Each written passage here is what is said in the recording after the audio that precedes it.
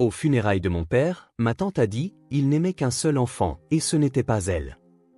Mon cousin Harry, il l'appelait autrefois son plus grand regret. Tout le monde souriait tandis que je restais silencieuse près du cercueil. Puis le prêtre a dit, il y a une lettre qu'il voulait faire lire à voix haute. Et lorsqu'il l'a ouverte, tous les sourires ont disparu. Avant de commencer l'histoire, n'oubliez pas d'aimer et de vous abonner à la chaîne pour voir plus d'histoires comme celle-ci. Je n'ai pas pleuré aux funérailles de mon père. Pas quand l'orgue a entonné un hymne qui semblait plus vieux que le temps lui-même. Pas quand le cercueil a remonté l'allée comme un jugement silencieux. Pas même quand ma tante s'est penchée vers moi pour murmurer, il n'a jamais aimé qu'un seul enfant, et ce n'était pas elle. Ces mots m'ont glacé le dos. J'ai senti ma gorge se nouer. Mes mains tremblaient légèrement alors que je serrais le programme de la cérémonie. Un papier glacé bon marché qui crissait sous ma poigne. Puis Jem, son fils, mon cousin, le petit prodige, a laissé échapper un petit rire suffisant. Il l'appelait autrefois son plus grand regret. Il a marmonné juste assez fort pour être entendu par la rangée derrière nous. J'ai gardé les yeux fixés sur le cercueil. Si je m'étais retourné, il l'aurait vu, cette lueur de douleur. Et je n'allais pas leur offrir cela. Pas aujourd'hui. Peut-être jamais. Le cercueil était lisse, d'un bois de cerisier sombre avec le nom de mon père gravé en lettres d'or.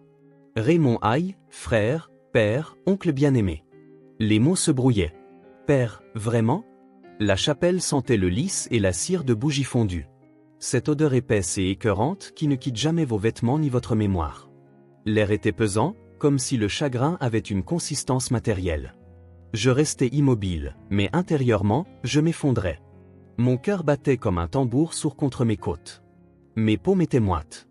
Chaque fibre de mon être me criait de partir, de m'enfuir, mais je ne l'ai pas fait. Je ne pouvais pas. Tante Vivien me fixait à nouveau. Elle penchait la tête comme un oiseau curieux, les lèvres retroussées en une expression entre la pitié et la victoire. Elle m'avait toujours détesté. Je pense qu'elle était jalouse que mon père et ma mère aient été heureux, brièvement, avant que tout ne s'écroule. Et je pense qu'elle aimait me voir tressaillir. À côté d'elle, Jem s'était adossé, le bras négligemment jeté sur le banc. Sa confiance en lui transpirait par tous ses pores. Il était le favori de Raymond, le fils qu'il n'avait jamais eu, mais qu'il prétendait toujours avoir, il avait d'ailleurs hérité du même rictus. Je me demandais autrefois si cela rendait mon père fier. Quelques rangées devant, ma mère était assise avec mon frère, Kyle. Elle paraissait plus vieille que dans mes souvenirs, fatiguée, plus petite d'une certaine manière. Kyle a brièvement croisé mon regard, puis a détourné les yeux. Il essayait toujours de rester neutre. Je ne lui en voulais pas. Cette famille avait fait de la neutralité une technique de survie. J'ai avalé la boule dans ma gorge et me suis concentré sur le prêtre. Le père Andrew.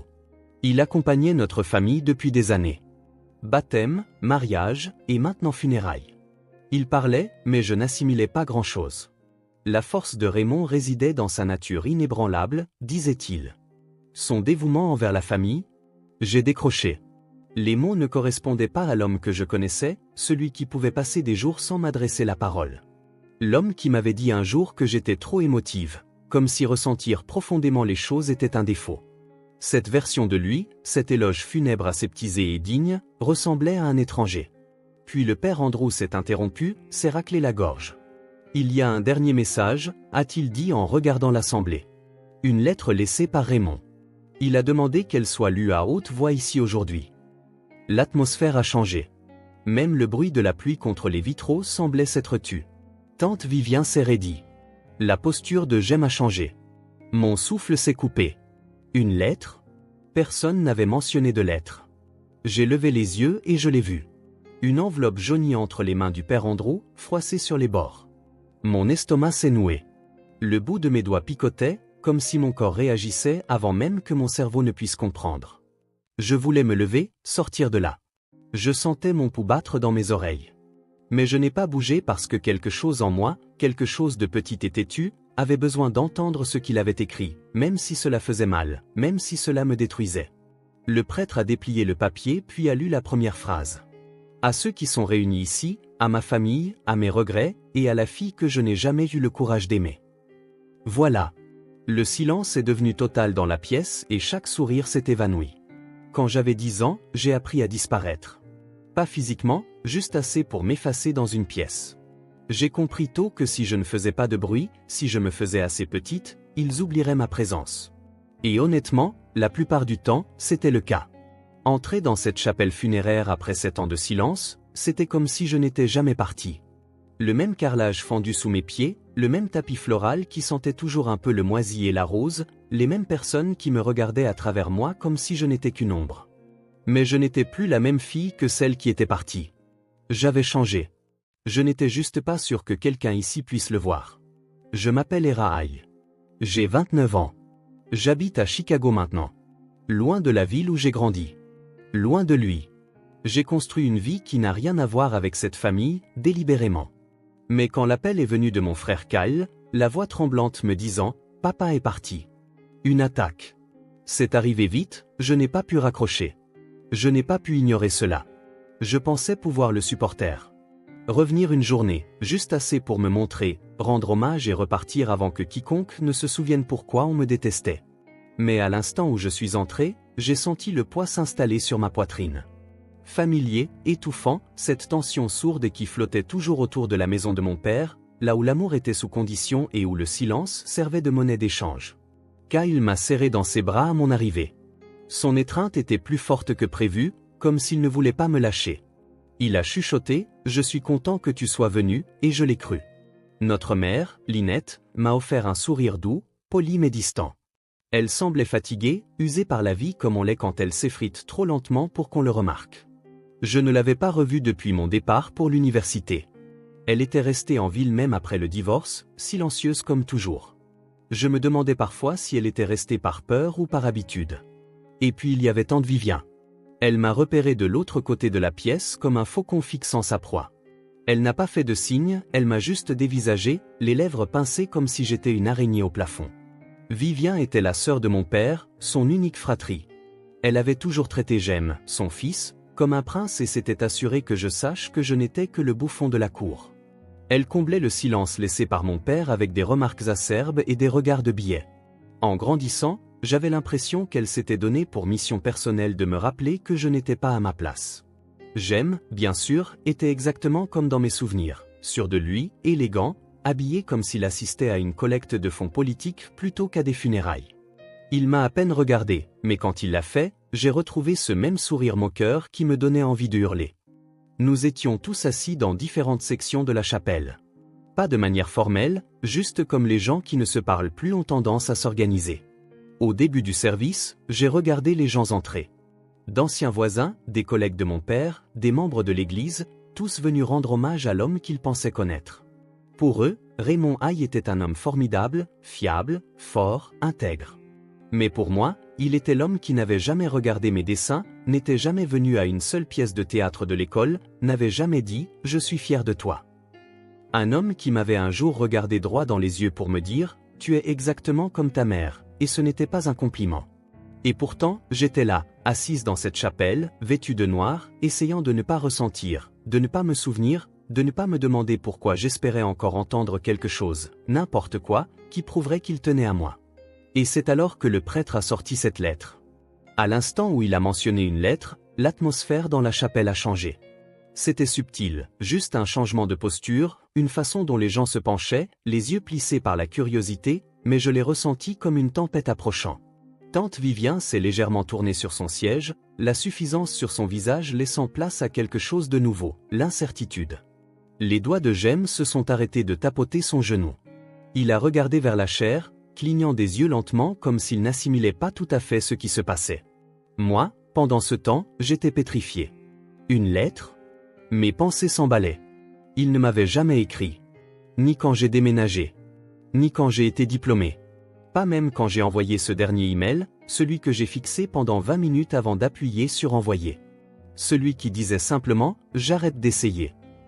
Alors, que pouvait-il bien y avoir dans cette lettre ? Ma gorge s'est nouée alors que je fixais l'enveloppe entre les mains du père Andrew. Elle paraissait vieille, usée, comme si elle avait été écrite il y a des mois, peut-être des années. Il la tenait des deux mains comme quelque chose de sacré ou de dangereux. J'essayais de stabiliser ma respiration, mais ma poitrine se soulevait par saccades superficielles. J'ai enfoncé mes doigts dans le bord du banc, me raccrochant à la texture rugueuse du bois sous mes ongles. « Ne pleure pas, me suis-je dit. Ne les laisse pas te voir t'effondrer. Vivien a chuchoté quelque chose à Jem.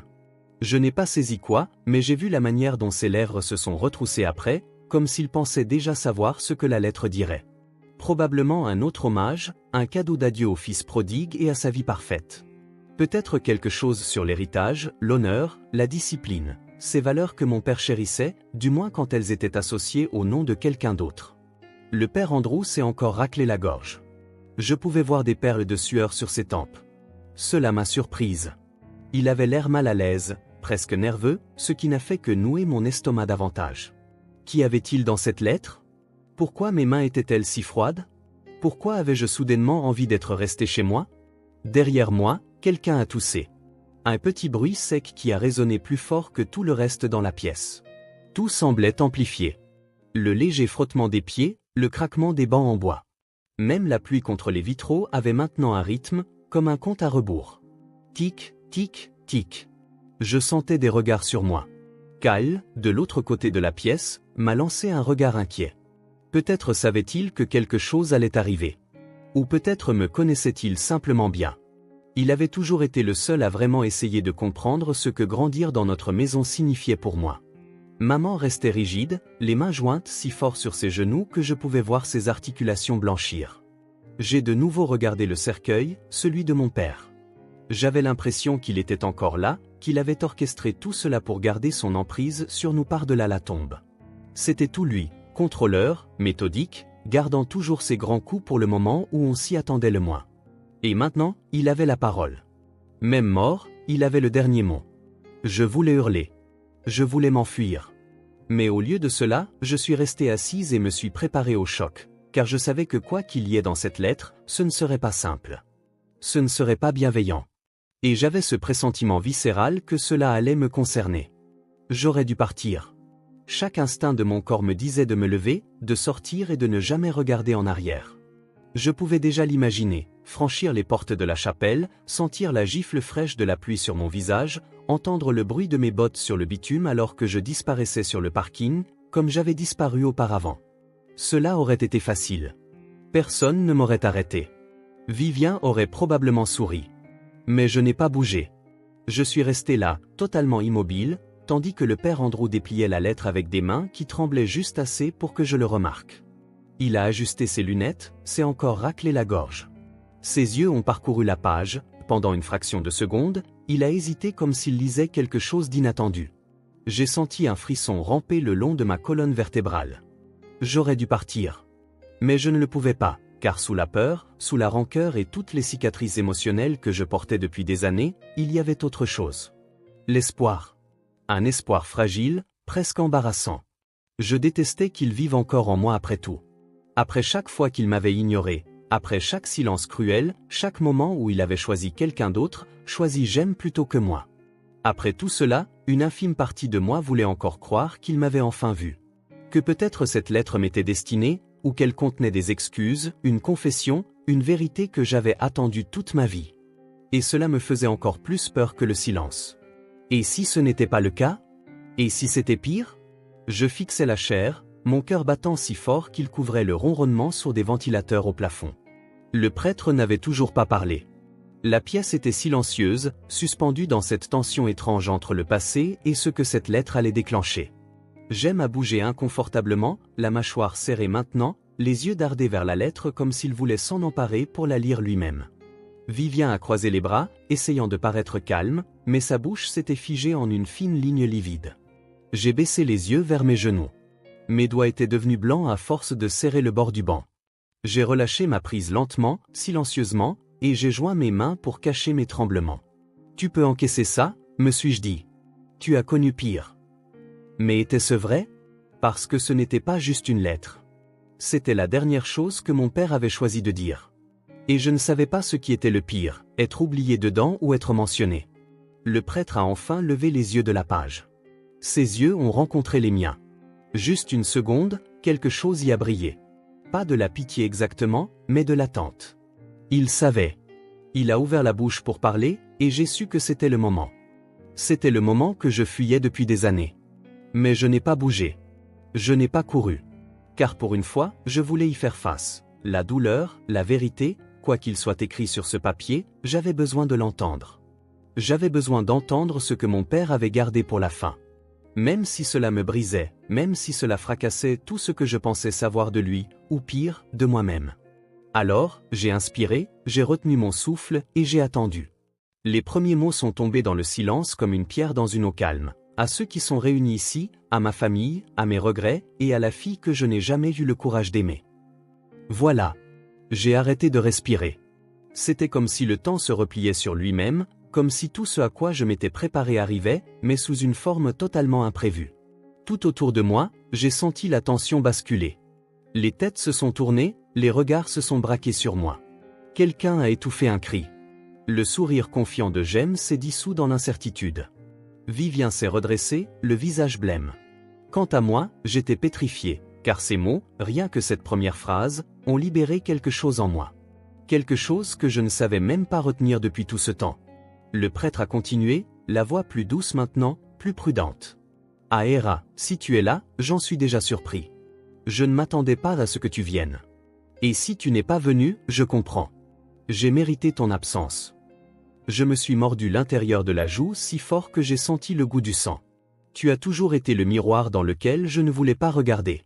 Tu me rappelais trop ces parties de moi-même que j'avais passé ma vie à essayer d'enterrer. La sensibilité, le défi, le besoin d'être comprise plutôt que d'obéir. La pièce était plongée dans un silence de mort. Pas une toux, pas un frottement. Même la pluie dehors s'était calmée, comme si le monde entier écoutait avec moi. Quand tu es né, j'ai cru que j'avais le temps de comprendre. Comment t'aimer, comment parler ta langue. Mais je ne l'ai pas fait. Au lieu de cela, je me suis muré dans le silence. J'ai laissé ce silence grandir entre nous jusqu'à ce qu'il devienne une entité à part entière. J'ai senti une brûlure dans ma poitrine. Pas de la colère, pas de la tristesse, le deuil. Ce genre de deuil qu'on ressent non pas pour ce qu'on a perdu, mais pour ce qu'on n'a jamais eu. J'ai laissé les autres parler de toi quand j'aurais dû prendre ta défense. J'ai laissé ces autres façonner l'histoire de qui tu étais, colérique, difficile, distante, parce que c'était plus facile que d'admettre la vérité. Que je ne savais pas comment t'aborder. Que j'ai échoué avec toi. Tante Vivien a bougé sur son siège, les bras croisés serrés. Son visage était de marbre, mais son cou était devenu rouge.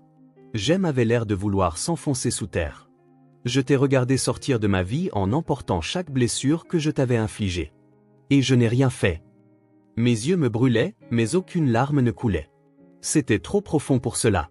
Ce n'était pas un soulagement. C'était une reconnaissance. Et cela portait sa propre douleur. Mais je veux que tu saches ceci, tu n'as jamais été mon regret. Jamais.